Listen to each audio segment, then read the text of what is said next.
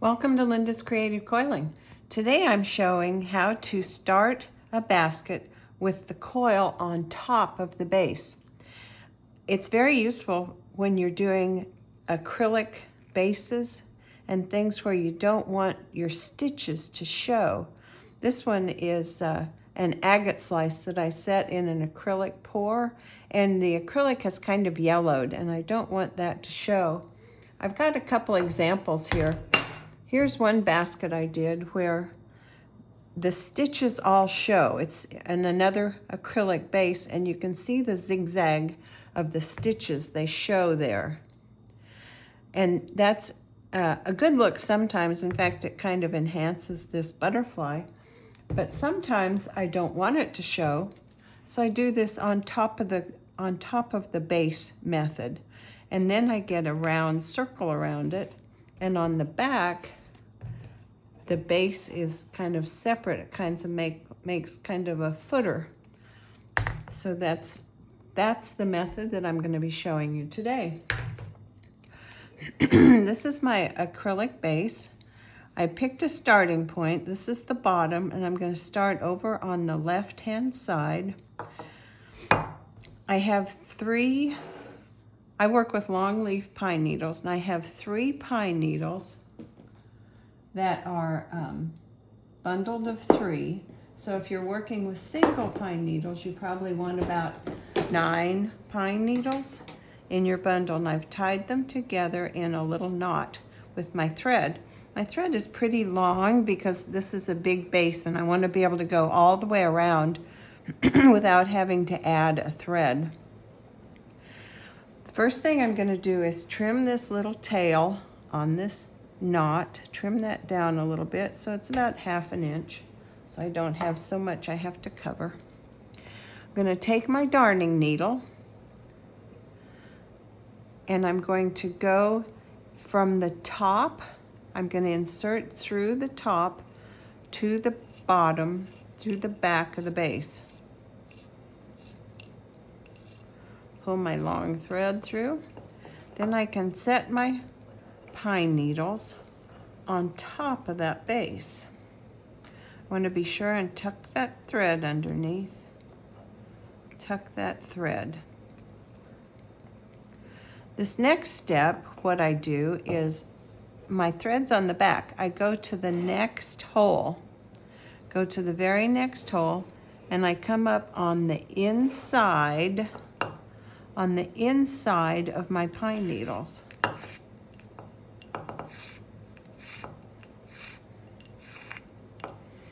Now, tucking that little thread under there, I'm going to go over the top and go in that hole.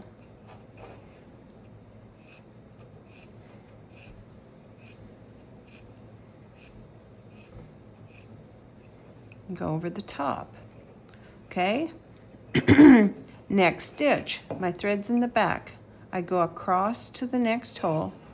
I come up on the inside of my pine needles. Don't want to knot. That's the problem with working with a long thread. Sometimes you get tangles. Okay? So I'm on the inside of where my needles are. Now I go over the top of those needles and go down through the hole.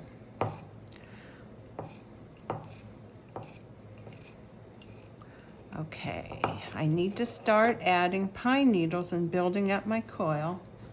So I'm going to take a pine needle, and I have just a single here, and I'm going to insert it down into the center of my coil, down into the center, so it's hidden.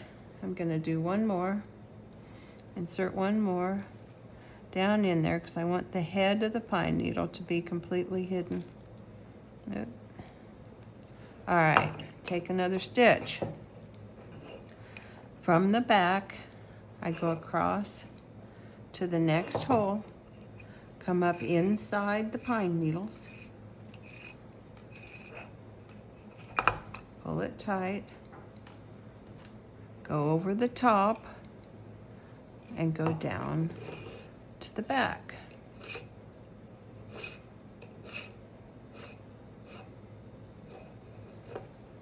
Okay, go to the next hole. Up inside. Pull it tight. Go over the top and go down on the outside.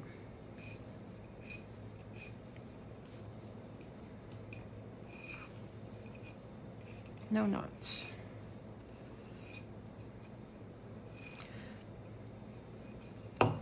I'm going to just continue working all the way around my base, and then I'll show you how I end it and how I do the second row. I'm back working on this base. You can see that I've coiled all the way around, and my coil is sitting on top of my base so that I have an edge, and I have these stitches running around the bottom. I'm going to continue because I'm here and I need to tie this in. The first thing I want to do is trim these little pine needle ends that are sticking out. I'm going to trim them at an angle so that they'll lay flatter. I'm going to trim those down at an angle. Okay, they're trimmed. So I'm just about to connect here on the end. I have 2 more holes empty. So I'm going to go over the top into that hole.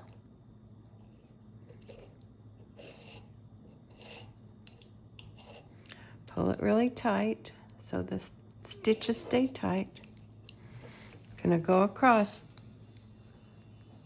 to that one. Come up on the front inside my coil.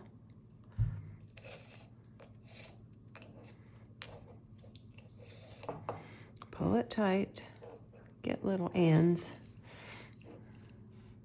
Go down through the same hole. Go down through the same hole and pull it tight. Okay, this is the last one. So I'm going to go up from the back and come up in front of the coil, just like I've been doing. I'm going to flatten that coil out so that I can hide those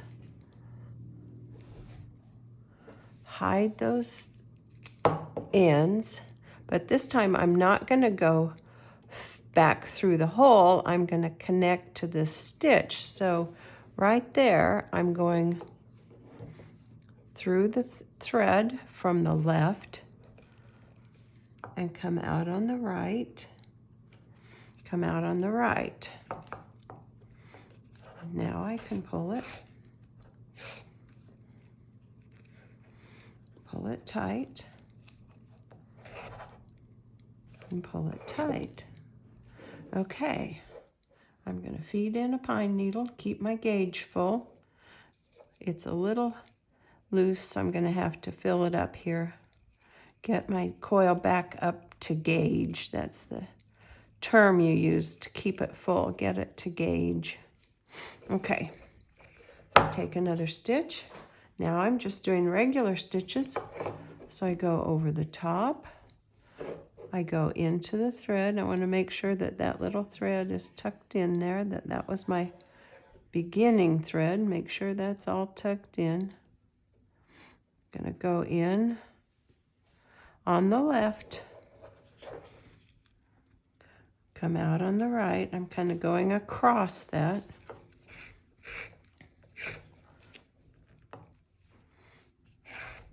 And pull it tight. Now my stitches will start to angle just like a regular swirling basic stitch. I'll do one more, show you another one. I go in on the left, come out on the right.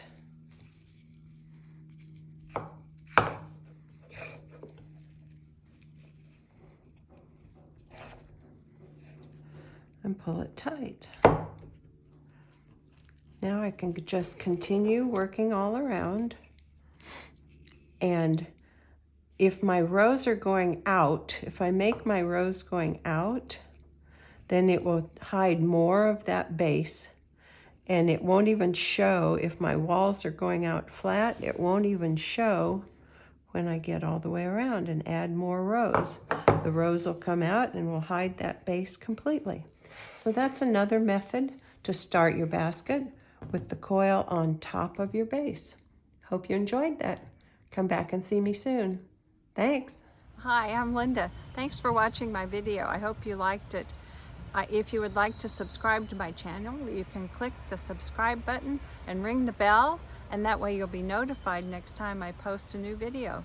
Hope to see you soon. Thanks a lot.